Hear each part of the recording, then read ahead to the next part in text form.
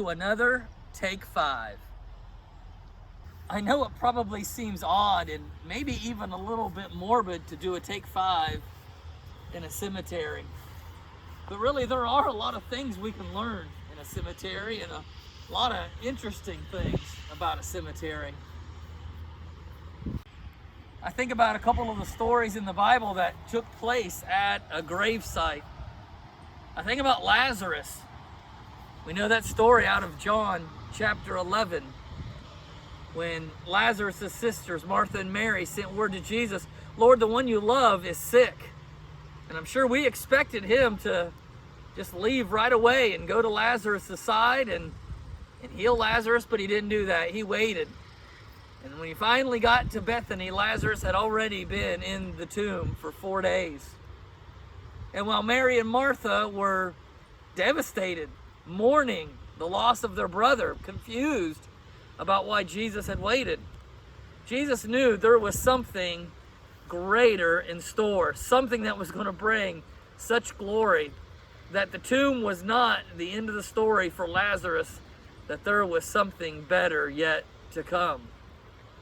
And of course, how can we not think about the greatest story that takes place at a grave site? The tomb of Jesus, the place where they laid him after he'd been crucified.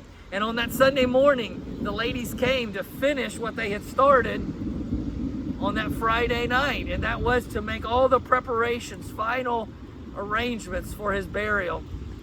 And they come on that Sunday morning, and the stone has been rolled away, and the tomb is empty, and Jesus is not there. He's no longer dead. Now he is alive. And then one noticeable feature on a tombstone is that dash. Think about that dash for just a minute. I read of a man who stood to speak at the funeral of a friend.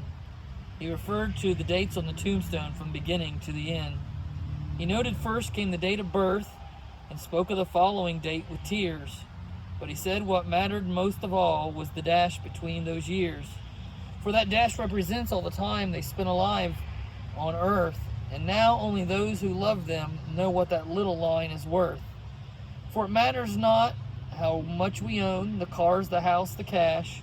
What matters is how we live and love and how we spend our dash. So think about this long and hard. Are there things you'd like to change? For you never know how much time is left that can still be rearranged.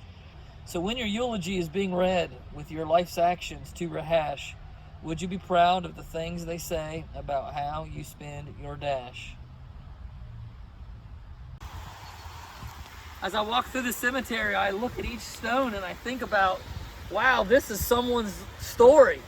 This is a loved one who's no longer here, a person who has left behind spouses, children, grandchildren, people who love them and are missing them. And the scripture is so clear that while death hurts, while there is mourning, God brings peace. God brings comfort.